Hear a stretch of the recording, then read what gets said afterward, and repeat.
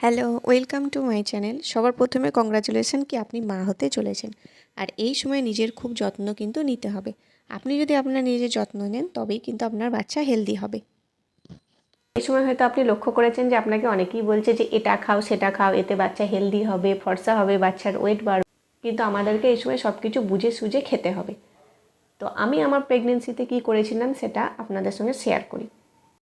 তো যখনই কেউ আমাকে বলতো যে এটা খাও ভালো হবে, সেটা খাও ভালো হবে, তখনই কিন্তু আমি কি করতাম, গুগল, ইউটিউবে তাড়াতাড়ি সার্চ করতাম, ডাক্তারের পরামর্শ নিতাম যে কোনটা খেলে ভালো হবে, তবেই আমি খেতাম।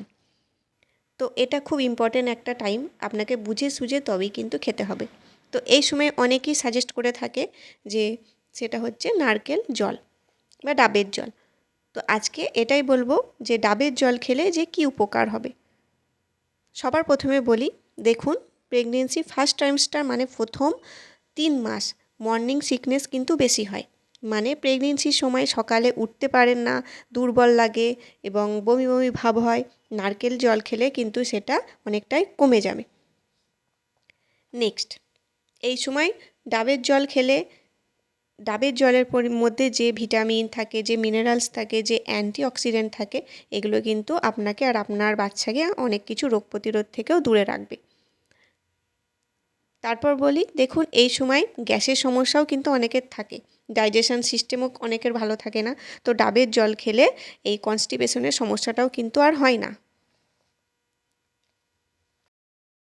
ডাবের জলে ক্যালোরি কম থাকে আর ওমেগা ফ্যাটি অ্যাসিড আর ফাইবার বেশি থাকে। তো এর থেকে কি হবে, অনেক মহিলা আছে দেখবেন যাদের প্রেগনেন্সিতে যাদের ওয়েট কিন্তু বেড়ে যায়। মানে দেখুন, প্রেগনেন্সিতে ওয়েট বাড়াটা ভালো জিনিস, কিন্তু খুব বেশি নয়, কারণ ডেলিভারির সময় এটা প্রবলেম হবে। তো এই সময় ডাবের জল পান করলে ওয়েট অনেকটা কন্ট্রোলে থাকে আর বাচ্চাও কিন্তু হেলদি থাকে। নেক্সট, শরীরে জলের অভাব হলেও সেটা কিন্তু ডাবের জল পূরণ করে। আবার দেখবেন এই প্রেগনেন্সির সময় শরীরে অনেকটা ড্রাইনেস আসে, তো এর থেকে বডিতে অনেক দাগ হয়ে যায়, যেটা নারকেল জল খেলে কিন্তু এই দাগটা অনেকটাই কম হবে। তো এটাই ছিল আজকের ভিডিও, যে নারকেল জল খেলে আপনি কী কী বেনিফিট পেতে পারেন। আর একটা কথা যেটা আপনাকে অবশ্যই মনে রাখতে হবে, নারকেল জল কিন্তু আপনাকে সবসময় টাটকা ফ্রেশ খেতে হবে। যে ফ্রিজে রেখে খাবো এরকম কিন্তু কখনোই করবেন না। ফ্রিজে রেখে 1 ঘন্টা পরও কিন্তু খাবেন না। যখন আপনি খাবার মন হবে বা আপনাকে যখন খেতে হবে, তখন কিন্তু আপনাকে একটা ফ্রেশ কেটে তারপরেই খেতে হবে।